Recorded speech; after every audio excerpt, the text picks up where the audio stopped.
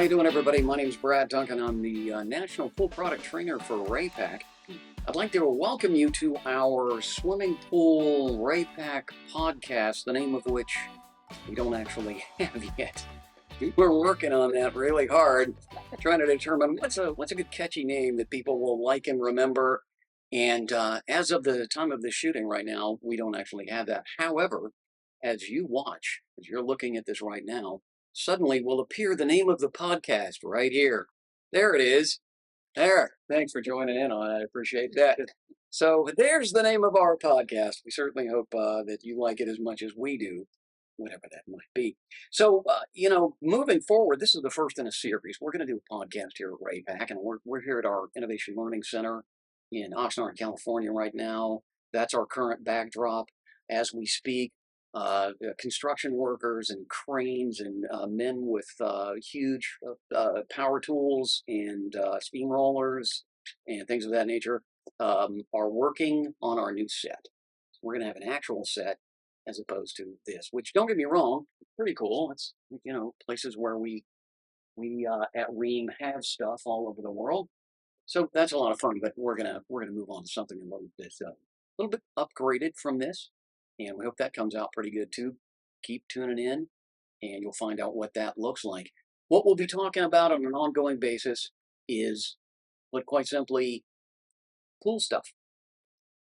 We're going to talk about whatever pools to, and look, come with us, come along with us, be part of the journey, talk to us, let us know what you'd like us to talk about. We'll bring in different people to interview, and hey, maybe you'd like to be interviewed. Maybe you do something that is unique or particularly interesting for some reason. I'd love to have you come in, and we'll do a podcast with you.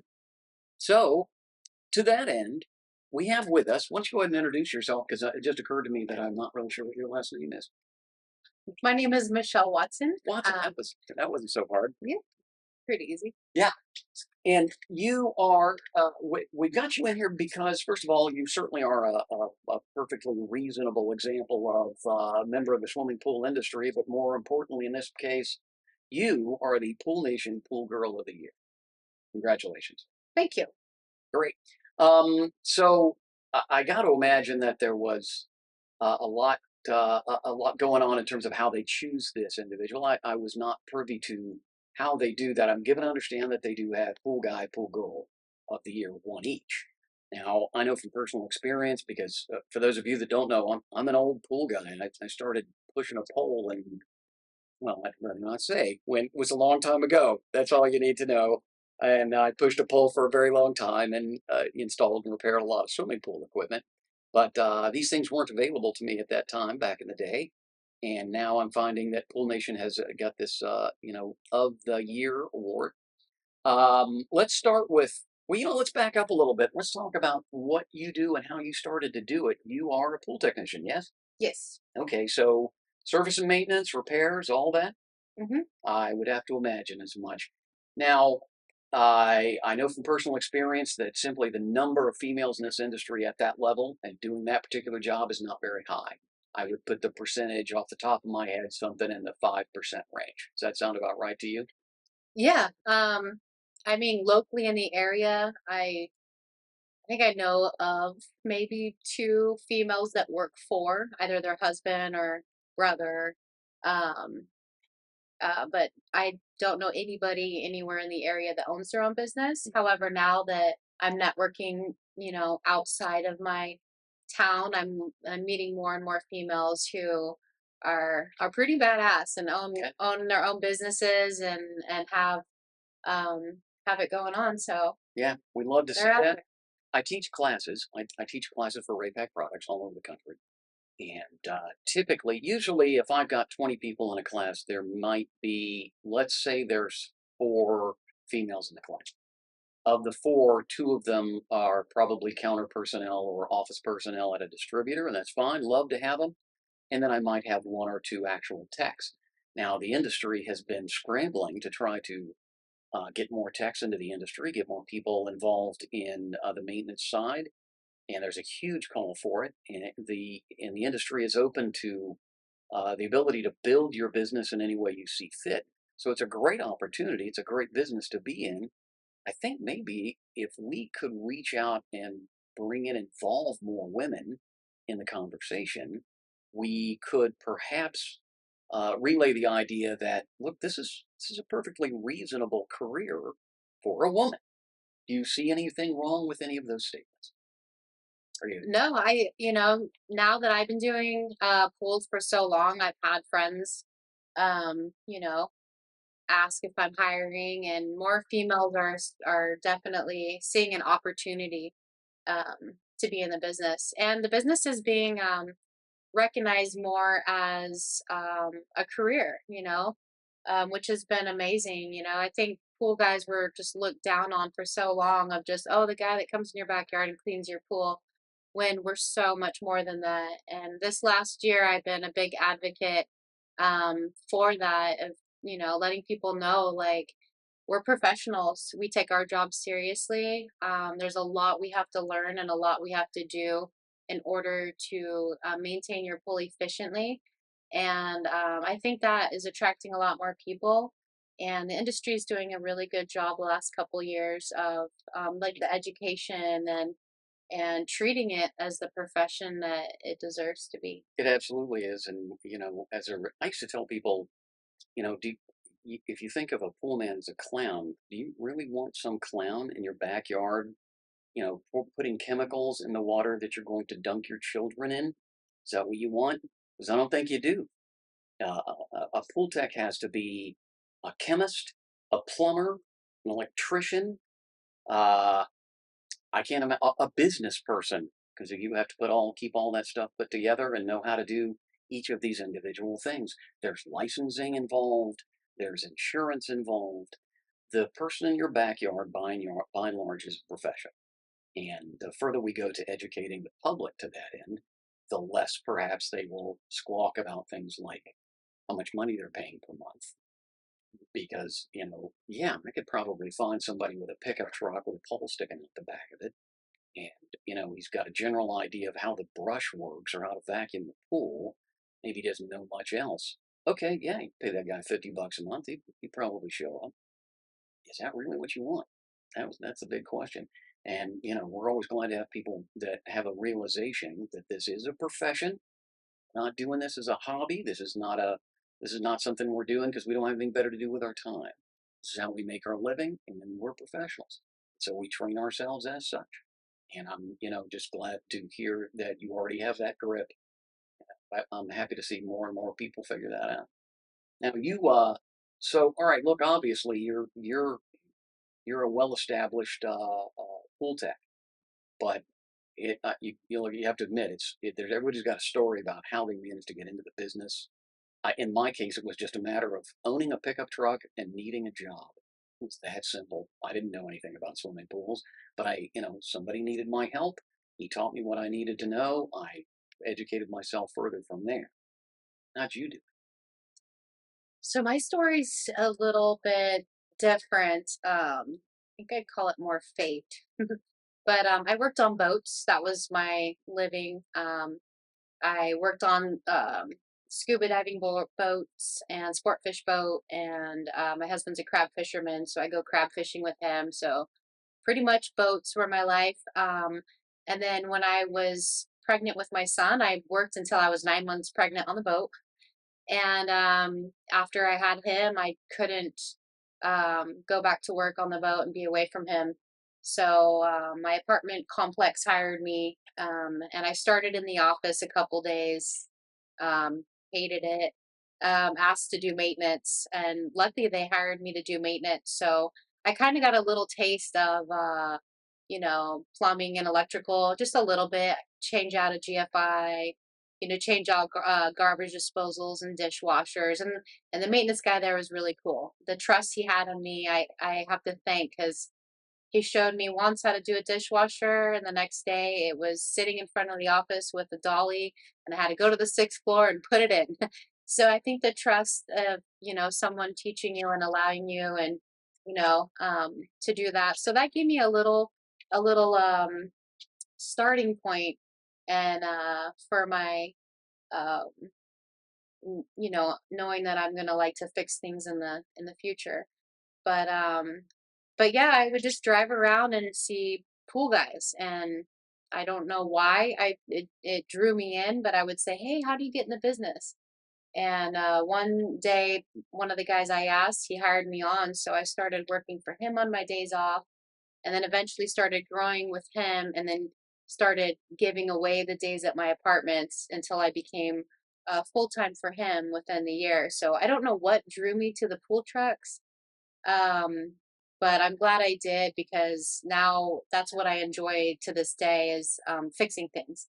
That's it's kind of neat how it came all the way back around. So yeah, that was about 15 years ago, and then working with him, I worked with him for probably about a year until I got a commercial asked for me to service their pool, and he gave me his blessing, and I started that pool. So that was my first own account, and then that quickly just you know escalated. I They asked me to do their three other accounts, and then I was getting residentials, and then within 6 to 8 months, I had my own pool route. And gave him back all his pools, slowly, but so yeah, and then now, I started 15 years ago, so about 14 years later now, my business is really successful. I have a lot of pools. I do my own repairs. My husband just got out of the fishing business, so he's starting to work with me and got him his little route going. So now I'm. It's scary to take that leap of faith. I'm a licensed contractor. I have the workers' comp ready to go. I'm just scared to take that leap of hiring someone, but I'm excited to do that. That'll come hopefully soon. Is hiring a stranger to trust. That is an issue, and particularly in this industry, that look, there's individuals out there that they know how to do the basics, and then they'll start working for somebody, and then they start to maybe, oh gee, it seems like they're not showing up every time, and then they sort of go downhill until they get cut loose, and then they just jump over to the next pool company and start over there with the same cycle. So you run into those folks, and the problem is up front, the day they show up and say, "Yep, I got all this experience. There's my truck. I've already got gear. I've got a few of my own pools, blah, blah, blah." Those guys don't look any different. You can't, it's not always easy to tell the ones that are going to stick around.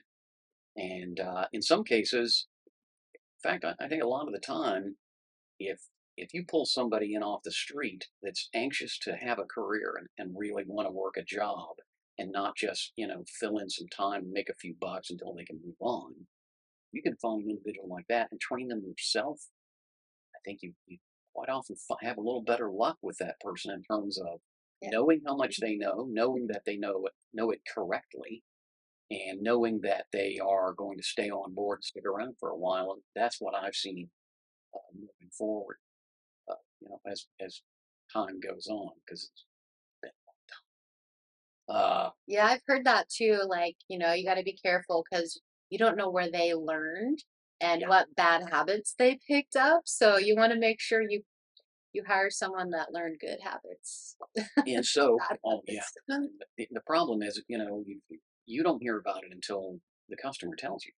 Because Yeah. if you ask this individual, "Hey, how'd it go today?" "Oh, everything's great. Yeah, everything's fine. Oh, yeah, hit all those pools. Yep, got it all done. Everything's great." You don't know until a customer contacts you and says, "Look, I hate to have to tell you this. This individual seems like a nice person, but pool doesn't look very good. Keep getting algae, or just something didn't work right. I'm not sure he came last week." Things like that. Quite often, it could be a few weeks before or longer before they actually give you the call and say what's going on. I think we all know that there are those customers that will call if you're not there within 20 minutes of the time that they expect you. There are those customers, but look, a lot of people are really very nice. They're not trying to make any trouble. They just want their pool to look good, and they'll give whoever plenty of chances to make right. And at some point, they just have to make that phone call and say, "Look, I'm sorry." The people, hopefully, they'll make that call. Hopefully, the customer will make that call before they just fire you outright, because there's plenty of people that will just cut you loose, and you didn't know there was a problem until they call you and say, "I've already hired somebody else. There's no need to keep coming." here's your last check. And my hope was always that I would at least have the opportunity to make good. What happened? What's going on? What can we do differently before you jump ship? Because, it never feels good to get fired. I've been fired plenty of times, and it's never a great experience. Um, I was always fortunate that, if I lose a customer within a couple of weeks, I'd get two. So wasn't usually a huge loss. You get fired a lot? I've never gotten fired off a job. I've fired customers though. Hey, that's what I like to hear. Yeah, I've fired a couple. So That is not a terrible thing for those of you that have never had to fire a customer. Look, there, at some point, you have to make a decision about whether or not the income that you're getting from that customer is worth the trouble, either because the customer is difficult, or because the pool is difficult, or because the expectations are not there. I had to cut a guy that was a commercial account. It was an apartment building. The guy, this was his thing. He owned an apartment building. That's it. That's as near as I could tell. He didn't have any other properties. It was just this thing. He was difficult. When he was angry, and he liked to scream at me. And then when he wasn't, when I'd get everything fixed back up, then he was all smiles and everything was just honky dory. And he said some things that were kind of insulting. And so one day I told him, I said, well, look, your pool looks good, and you and I are paid up and square. I think this is time for us to part ways. And he didn't fight me on it, and that was a good sign. That was a sign I had made the right call. And so, where do you draw the line? yeah, I had one guy who this was a residential, and I every time I'd come, he'd be one of those people that waits for you to come and then talks and over your shoulder and asking questions, which I usually don't mind. I like my customers, but it was a kind of like I know more than you kind of talk, and it's just like, okay, here he is again. And when he started saying, "Oh, hold on, I'm gonna go for a swim real quick," when I'd get there, I'd be like, "Yeah, no, we're done. We're done. I'm not waiting for you to take your swim." I was really happy to get rid of that pool. I Yeah. have no regrets. And well, I already know the answer to this question. After having let this individual go, did you suddenly find yourself suffering because of that lost income? I try to get to my pools around the same day and same time every week, and it was about the same day, same time every week. I had the biggest smile on my face. I was like, I don't have to go to that one. You. Herein, folks, herein lies the beauty of being your own boss and having the option to go, you know what? I don't want to do that pool. I don't have to do that. I don't have to go over there because this is my business. If I want to, if this guy wants me to work for him, but he's not a particularly nice individual, well, maybe I don't work for you. Maybe I work for the guy next door who's actually, pretty decent person. I I remember having an individual come out to me. It was, Easter weekend, which is the big kickoff. I mean, that's when everybody's, this is where we, spring has sprung. We're gonna start swimming now. We want everything up and going. And I'm out cranking. I'm out banging away. And some guy standing out in his front yard, the next door neighbor standing out there in his bathrobe and a cup of coffee in his hand. And he says to me, "Hey, why don't you come over here and take a look at my pool and tell me how much you charge?" I'm very busy. I'm very busy, and I just felt it. I could just feel it. All this guy's looking for is a cheaper rate than the pool guy he's got. And I said, "You have a pool guy?" He said, "Yeah." I said, "Well, are you unhappy with your pool guy?" "No, he's okay." I said, "All right. I tell you what. Here's my card. Would you give me a call, and I think I can come back next Wednesday." This was a Friday, which I felt like was pretty recent. And I had some words to say to the effect of, well, if you're not interested, if you're not going to come in, then I guess you're not interested. And so then never mind.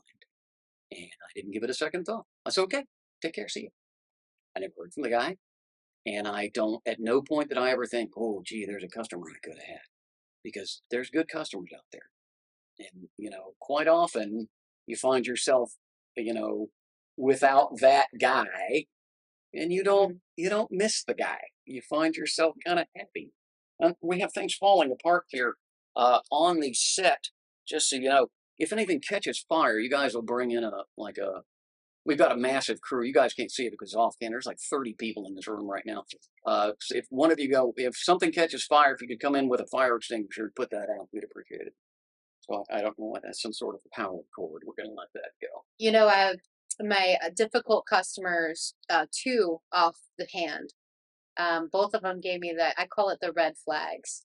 If you meet a customer and they immediately try to talk you down on the price you gave them, they will never be a good customer ever. They'll always be the one who runs their pump for 2 hours at night in the middle of the summer. They will always be the one who will be 3 months late on paying you. Like they're gonna be those customers. So if they try to negotiate a deal with you, which I never do, I stick to my price. Yeah, just be warned. Those are the red flaggers. I agree with every bit of that, and those are exactly the people that are going to drag their feet right in the check. And but I don't know what you found. I found that if a customer gets more than 3 months behind on payment, you're never going to see that money. After right about 3 months, they've run into something. At 3 to 4 months, they have run into something, and they're starting to make decisions about who gets paid. And the pool guy quite often ends up last on the list. That's when I start going, okay, you have to start thinking about whether or not you're just going to write those 3 months off because it's maybe not worth chasing that money down. And the people that are arguing and that are going to try to talk you down on the price are almost invariably those people. That's where you're, at some point coming up, I'm going to lose some money on this deal. So keep that in mind. By the way, I agree with everything you said about that. How you get into the industry and why you stay in the industry, and a lot of that. I think I touched on this briefly. A lot of that for me was the freedom to do what I wanted to do, and if I wanted to take a day off, I could take a day off. I just knew that that meant that I was going to have that much more work the next day. So you get to make those decisions for yourself as long as your customers are amenable to that sort of thing. I think you attract the kind of customers that you want to work with. Okay. And so what I found was that I had a lot of customers that were just so easygoing that were like, oh, you can't, oh, no, it's cool. Just come tomorrow. It's fine. As long as their pool looked good, they were happy, they were fine, they didn't mind what you did. There were a couple of instances where, because of events going on in my life, you had to make a phone call. And by and large, people were really very understanding. Most people, if you treat them well, you treat the customers well, take care of them, and they know you're taking care of them, they're happy to help, take care of you as well. Have you found that to be the case? Yeah, definitely. I think communication's key. Your customers love it. So if you're not gonna show up today, just let them know you'll be there tomorrow. And yeah, as long as you have the communication going, I think they're very respectful of that. That's always it's a very pleasant thing to be able to work with people that appreciate what you do enough to allow you to do it the way you need to do it, and that certainly kept me around. Uh, I know that man, there were times that I just wouldn't have been able to get by. Look, I've got to take this amount of time, and that's how it's going to be. And particular organizations. I was an IPSA guy. You an IPSA? Oh yeah. Okay, so hey, shout out Region 3. How you doing? Uh, your Ventura County still Region 3, isn't it? I should know the region. I'm like on the board. I'm the Ventura region. I don't know. It's okay. Yeah. I was at a pool show in Florida once, and I just breezed by the IPSA booth, knowing that I was hey man, I just came by to say hello from Region 3, and his eyes got big. Region 3, what are you doing here? Because one thing, I didn't know what region they were in, but I was pretty sure it was going to be a higher number, 7 or 8 or whatever, because IPSA started in the West Coast and moved east. And but IPSA, by and large, and there are other organizations as well, but an opportunity to kind of help cover you when you need it, and a lot of times that will include insurance and things like that, and so that also came in handy more than once. So those are all great ways to maintain your professionalism within the industry. I know we spoke briefly about women in the industry, and we know that you have been an advocate for trying to increase the numbers of women in our industry. Would you like to talk about that for a moment? I mean, I I wouldn't say I've been an advocate trying to increase, maybe inspiring girls to want to be in the industry. More so just networking with other girls that are already in the industry. I'm hoping that I'm inspiring them to um, to be build their businesses bigger, to dig into those repairs and know that they have the ability to do that too and just go big. Um, I love it. I love that. A lot of the repairs that we do, there's some basic knowledge of electrical circuits that you need. Other than that, how gaskets and seals work, nuts and bolts, and I can boil most repairs down to those things. If you give me a good auto mechanic, I can teach them how to repair swimming pool equipment because it's basic knowledge of gaskets and bolts and nuts and screws and things of that nature. And you just figure out where everything's going, what to take apart and put back together. So there's no reason why, and these things are trainable. These are things that you can learn. You just need some proclivity, I think, for an understanding of mechanical devices. And a lot of people have that and never really utilize it. So it's certainly a possibility that you may have that. You might have that tucked away in your brain. You don't even know it. Have you run into any issues at any point where, oh, you can't be a pool man because you're a girl and you couldn't possibly fix this. So I'm gonna find somebody who's maybe more capable. You ever run into anything like that? Believe it or not, I actually have more positive responses from my customers. Um, all they need to do is see you do one thing. I mean, when I'm dragging in a filter and replacing a filter or tearing apart a motor or just, being confident in the education I have, um, in my experience and speaking to them of what I do know and professionally, I think, yeah, I get actually a lot more respect. Um, I think the only time I've ever felt like, oh, you're a girl is when I worked at the apartments. I had to go check someone's electrical panel, and he didn't want me going back there to check it because he already flipped the breakers all the way back on. And eventually I went back there and he turned them all to the left. Right. So, but yeah, I mean, I very rarely do I ever come across that. I think actually it's the pool men who I have to prove myself to more than my customers. Not throwing them down or anything. But yeah, I think the pool guys, you kind of got to be like, I do know what I'm doing. And they're the ones I actually have to prove myself Come to. on, man. Come on. You got up your game. You're still look. You're standing at the counter, and a young woman walks in, and hey, Miguel, the jeans got some sprinkles of little chlorine dots all down the pants. Hey, that's a badge of honor, my friends. That's how you know who the real people are. Don't sell them short. Don't sell them short. They'll take your customer. Don't sell them short, boys. Okay, we got to up our game, fellas. There's no reason why we can't have more women in this industry. I look forward to it. I hope that continues.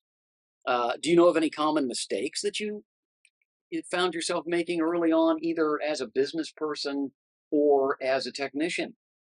Things you wish you maybe had done a little differently, or lessons that you learned the hard way? I think the last couple years of being recognized, which is kind of weird how it all kind of played out, and then being nominated Pool Girl of the Year and all that, I think giving me the confidence that I deserve to have actually grew. It made me be way more professional and grow my business a lot more. I wish I had that a lot sooner. I wish I had more people patting me on the back a lot sooner. And I want to do that for other people too now, is rise them up. But I think what I wish I would have done more towards the beginning is reach out to companies like you guys and other pool guys and just communicating more because believe it or not, this is such a great industry to be in. And if you just make a phone call and you don't have to know everything, it's good. It's okay to not know things and call and ask questions. I'm sure if I called you guys and said, I don't know this, everyone's so willing to help you out. So never be afraid to make phone calls and establish relationships with companies and pool guys. Remember, there's so much to learn in this industry. Like you said, we are plumbers and electricians and, bookkeepers and accountants, and the list goes on. But we also deal with so much different equipment. And some of us may excel at more at heater repairs. Some of us may excel more at, um, you know, plumbing and electrical, and we can all like rely on each other to help each other out. And so yeah, definitely don't underestimate just opening the conversations to other people, because that's where you're gonna learn. Absolutely, and I I found I learned a lot of stuff standing at the counter. A lot goes on at that counter at your distributor. There's 5, 6 people standing around. They're all waiting their turn, and these conversations start up. Oh, have you tried that new, Raypak heater? Have you, what have you heard about this new Atom automation system? Or hey, man, I can't figure out why I can't get this, this automation system to do this thing. Oh yeah, there's a dip switch. There's a lot of information floating around that you can get from those folks. Ask around, have a conversation. That's what we're doing here. Absolutely. And, what you'll find is that people have similar experiences. And, you'll start telling somebody a story and their eyes get big and, oh man, I thought I was the only one. No, most of that stuff Yeah. happens again and again. We've all been there. And we've all been there, you know. So to that end, I mean, you know what? Let's two things. First of all, well, let's start with this. Here's your opportunity to plug your business. If somebody wants to get in touch with you, or if there's somebody happens to be watching, gosh, I could use a new pool service. What? How would they get in touch with you? Plug away. That's what I'm trying to say. I have a website, shellspoolandspaservice.com. And I have my social media. My Instagram is at Shells Pool and Spa. So yeah, you can find me there, and my phone number is there. I service Ventura County, pretty much from Camarillo, Oxnard, Ventura, Carpinteria, Montecito. So I kind of stay along the coast, but that's my general route. I have a lot of residentials, but I do a lot of commercials. That's my specialty. It's where I started, and it's where I've learned everything from, and that's why I don't take vacations ever. Yeah, I know. You were saying your days off. I don't know what you're talking Yeah, about, but Sunday. That's what I was yeah, talking about. Sunday, and unless you if you insist. depends how much office work you have to do. Yeah, and then but that's a day off. Look, I only have this stack of paperwork to do Yeah. today. Ooh, lucky me. Yep, been there. Well, look, you said at the beginning, you're badass. Oh, right there, you're thank you. badass. You are the badass. I don't even talking about the no. Hats off to you. Nothing but respect. Nothing but respect. This herein lies the conclusion of our our new podcast, the name of which is right here. There it is. Yes, that's right, folks. Isn't that a great name? We're pretty excited about the whole thing. Hey, we appreciate you stopping in, tuning in. I want to play some music as we go out just because we played some coming in. Thanks for stopping by.